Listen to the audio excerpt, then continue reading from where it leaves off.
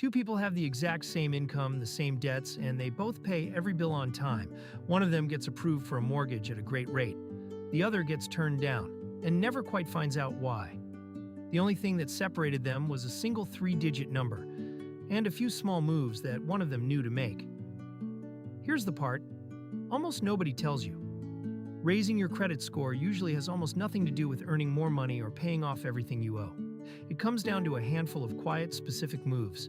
And by the end of this video, you'll know all 5 in plain English, with no gimmicks and no credit repair scams.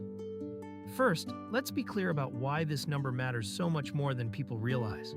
Your credit score is the silent gatekeeper standing between you and the price of almost everything you borrow.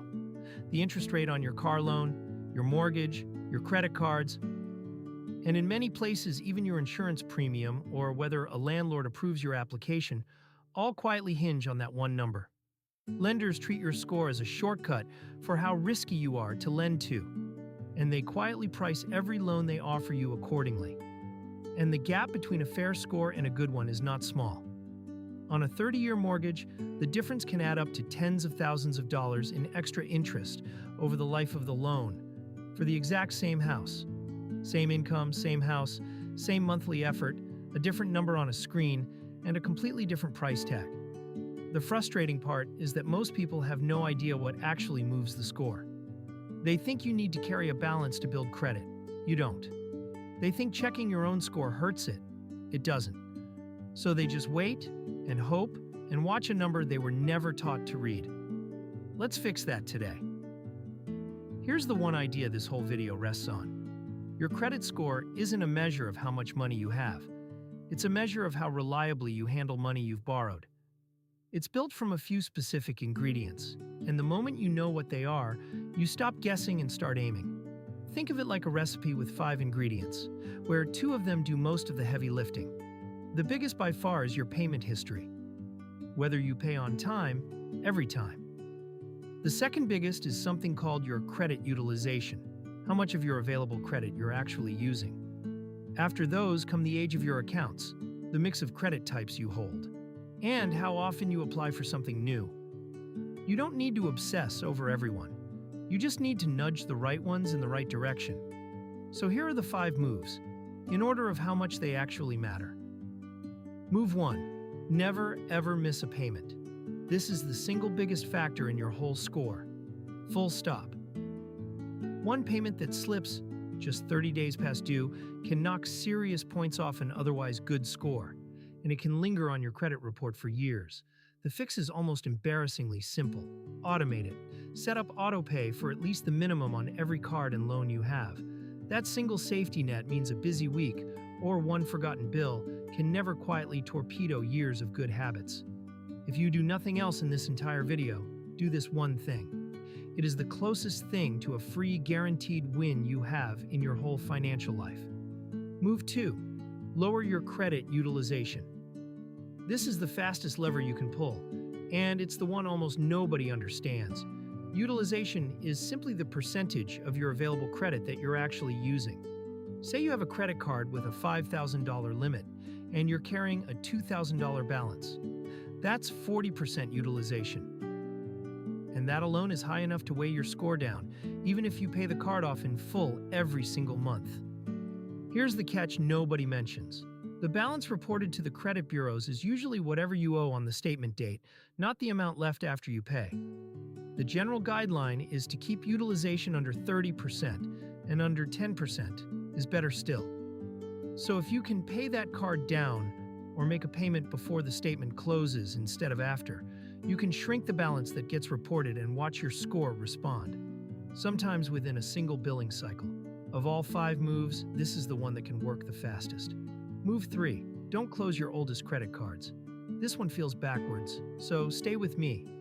The length of your credit history helps your score, because older accounts show a long, stable track record. And every open card adds to your total available credit, which is what keeps your utilization low. So when you close an old card you rarely use, 2 quiet things happen at once. Your average account age drops, and your available credit shrinks, which pushes your utilization right back up. Both of those nudge your score down. Unless a card charges an annual fee you genuinely can't justify, the calm move is usually to keep it open. Put one small recurring charge on it and let it quietly age like a fine wine in the background. Move 4. Ask for a credit limit increase. This is the quiet trick that runs move 2 in reverse.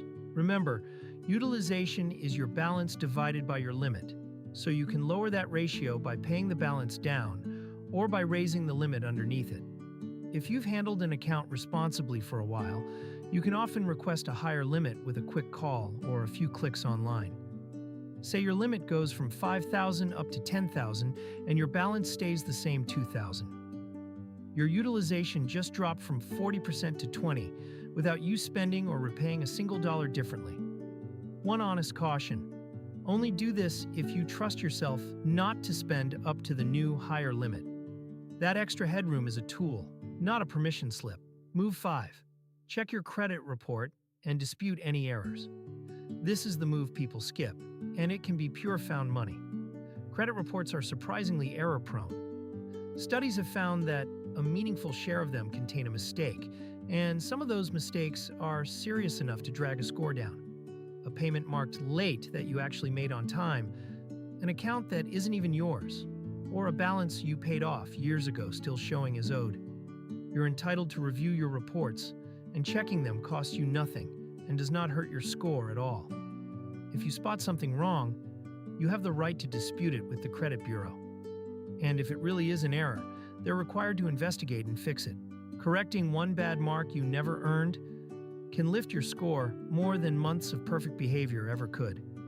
It is one of the few places in personal finance where 10 quiet minutes of attention can genuinely pay you back. Let me put the whole thing in one breath.